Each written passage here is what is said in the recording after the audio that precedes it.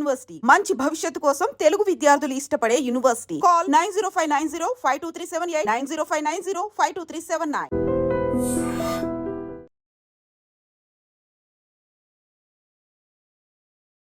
మరోసారి ఒక వివాహిత మరి ఆత్మహత్య చేసుకుందా, లేకపోతే అత్త మామలే లేకపోతే వాళ్ళ హస్బెండే కలిసి చంపేశారా అనేది కూడా ఇప్పుడు పోలీస్ ఎంక్వైరీలో తేలే అవకాశం అయితే కనిపిస్తోంది. యాక్చువల్లీ ఈ అమ్మాయి పేరు వచ్చేసి జాస్మిన్. ఈమె ఖమ్మం జిల్లా వాసి అండ్ ఇక్కడ ఎల్బీ నగర్లో నివాసం ఉంటున్నటువంటి రాజశేఖర్కి 2021 సంవత్సరంలో అన్ని కట్న కానుకలు ఏవేవైతే అడిగారో వాటన్నిటిని కూడా సమకూర్చి చాలా గ్రాండ్గా మ్యారేజ్ చేశాము అని ఇప్పుడు అమ్మాయి తరఫున తల్లిదండ్రులు అట్లాగే బంధువులు చెప్తున్నారు.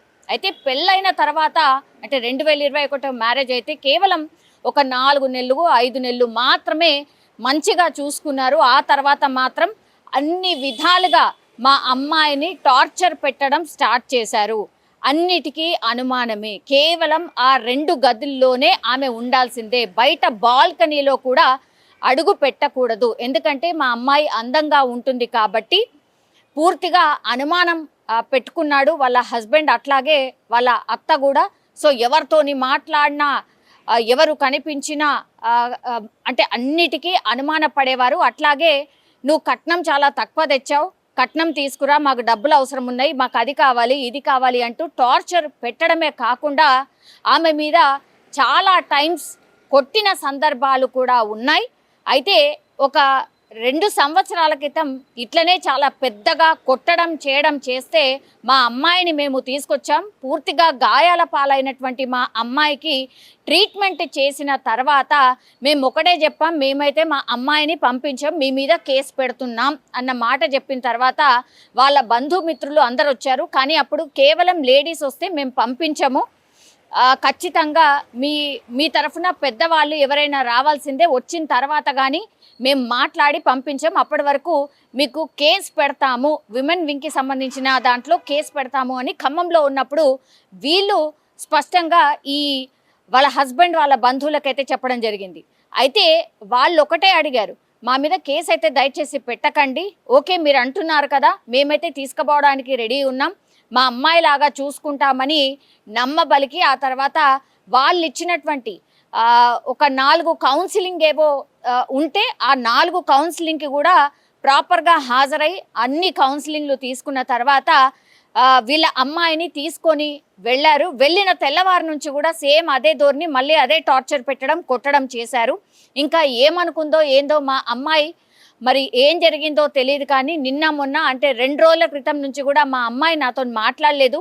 ఎందుకంటే మా అమ్మాయి బాగాలేదు, అత్తగారింట్లో బాగుండట్లేదు అని తెలుసు కాబట్టి రోజు మా అమ్మాయితోని మాట్లాడేదాన్ని. కానీ 2 రోజుల నుంచి మా అమ్మాయి ఫోన్ చేయలేదు. నిన్న ఎందుకో మేము 2 రోజులు అయింది కదా ఫోన్ చేయలేదు అని ఫోన్ చేస్తే కనీసం లిఫ్ట్ చేయలేదు. మార్నింగ్ అవర్స్లో ఫోన్ చేస్తే లిఫ్ట్ చేయలేదు. తీరా చూస్తే సాయంత్రమే వాళ్ళ తరఫు నుంచి ఫోన్ వచ్చింది, మీ అమ్మాయి ఇలా చనిపోయింది అని. ఇంకా మేము ఖమ్మం నుంచి ఇక్కడికి వచ్చే వరకు అత్యంత దారుణమైన పరిస్థితిలో మా అమ్మాయి కనిపించింది.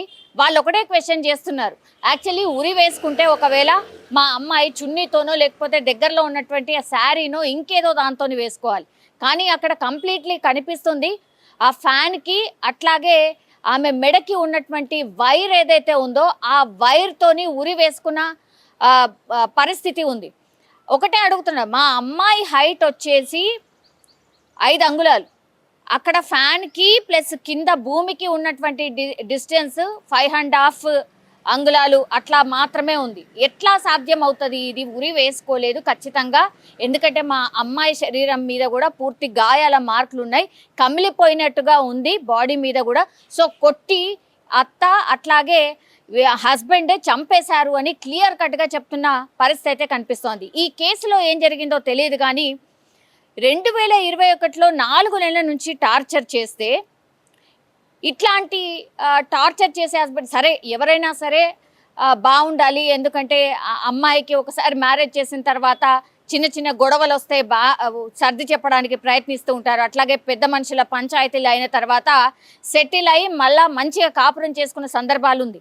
కానీ ఈ ఇన్సిడెంట్లో మాత్రం 2 సార్లు 3 సార్లు ఎన్నిసార్లు చెప్పినా ఆ మనిషి మారలేదు. కాబట్టి ఇప్పుడు అమ్మాయిని మరి సొసైటీ ఏమనుకుంటుందా అని పంపించారా లేకపోతే ఇంకా ఏమనుకున్నారా తెలియదు, కానీ ఆ అమ్మాయిని పంపించడం ఇప్పుడు అతిపెద్ద మిస్టేక్ అని మనకే ఇప్పుడు ఈ స్టోరీ విన్నా అర్థమవుతోంది.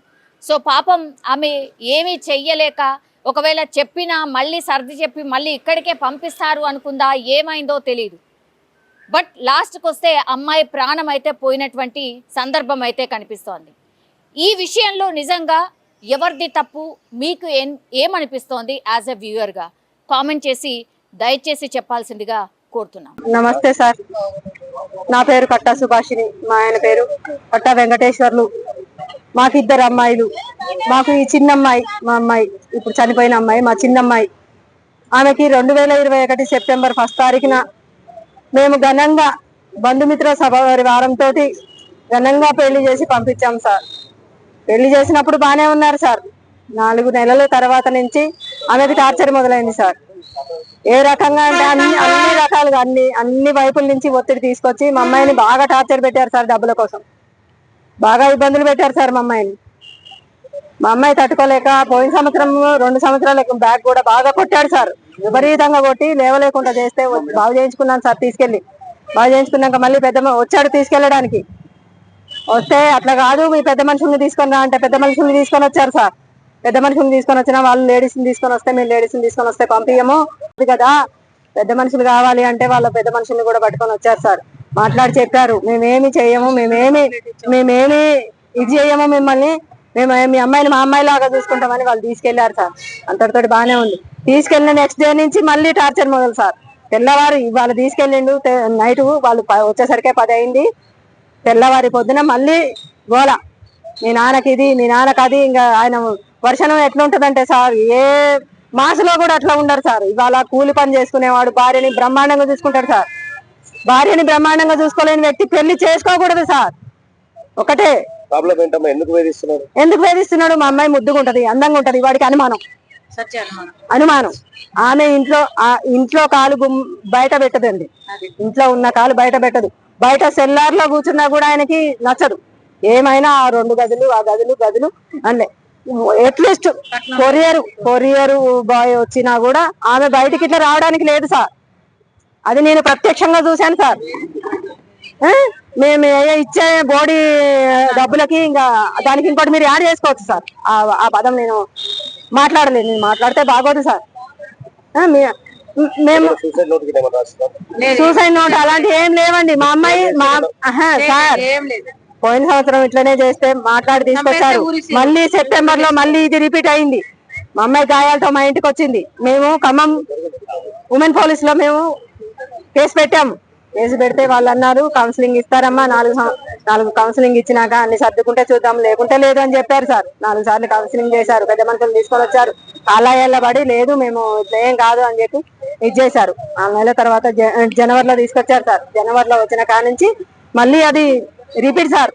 మా అమ్మాయి మాకు చెప్పుకోలేక ఊకోలేక అందులో నరక యాతన అనిపించింది సార్. కానీ నిన్న మాత్రం మా అమ్మాయి సూసైడ్ అని పేపర్లో, ఈనాడు పేపర్లో ఇచ్చారు సార్. అది సూసైడ్ కాదు సార్, పక్కా ప్లాన్ తో చేసిన మర్డర్ సార్. అది వాళ్ళ ఫ్యామిలీ మెంబర్ కలిసి మా అమ్మాయి చచ్చిపోయేంత పిరికిది కాదు సార్ నా కూతురు. ఏ సమస్య ఉన్నా తట్టుకొని నిలబడేయగలిగేంత ఉంది కాబట్టి 4 సంవత్సరాల నుంచి వాళ్ళు 3 సంవత్సరాల నుంచి అంత టార్చర్ చేస్తున్నా తట్టుకొని నిలబడగలిగింది సార్. మేము ఖమ్మం PS లో మేము అయింది బట్ ఇలా కంప్లైంట్ ఇక్కడ ఇప్పుడు నిన్న చేసాం సార్. నిన్న కంప్లైంట్ ఇచ్చాము. వాళ్ళు అరెస్ట్ చేసినామా అంటున్నారు కానీ మాకు చూపించట్లేదు సార్ మనుషుల్ని. 2 తల్లి కొడుకు అయితే మా హ్యాండ్ లోనే ఉన్నారు. ఇంకా మిగతా 3 మాత్రం లేరు సార్. మరి మా కూతురు ఆత్మకి శాంతి కలిగించేటట్టు చూడండి సార్. మీ జీవితాంతం మీకు మీ ఫోటోలు పెట్టుకొని నేను బతుకున్నంత కాలం మిమ్మల్ని పూజిస్తాను సార్. నా కూతురు మీ కూతురు లాంటిది అనుకోండి సార్. నా కూతుర్లో నేను అల్లారి ముగ్గురు పెంచుకున్నా సార్. నేను పిచ్చుక గుడ్లో పెంచుకున్నట్టు పెంచుకొని రాబందుకు వేసినట్టు వేసాను సార్. నా బాధని మీరు కొంచెం పట్టించుకోండి సార్. మీకు నమస్కారం సార్. నిజంగా ప్రస్తుతం ఉన్నటువంటి సమాజం దేనికి ప్రయారిటీ ఇస్తుంది? ఆర్థిక సంబంధాల చుట్టూ మాత్రమే తిరుగుతుంది. మళ్ళీ ఎన్నికలంగానే చాలా విరక్తి కలుగుతాను. మంచి అనిపిస్తుంది కదా, లేడీస్ కూడా ఛాలెంజింగ్ జాబ్స్ చేసినప్పుడు చాలా బాగుంటది. ట్రాఫిక్ అసిస్టెంట్స్ గా నియమించిన ట్రాన్స్జెండర్స్ అందరితో సాల్యూట్ చేయించుకుంటున్నారు. ఫుడ్ డెలివరీ ఇవ్వటానికి వెళ్ళినటువంటి డెలివరీ బాయ్ అనిల్ పై కళ్ళ ముందు పిల్లల్ని కొట్టి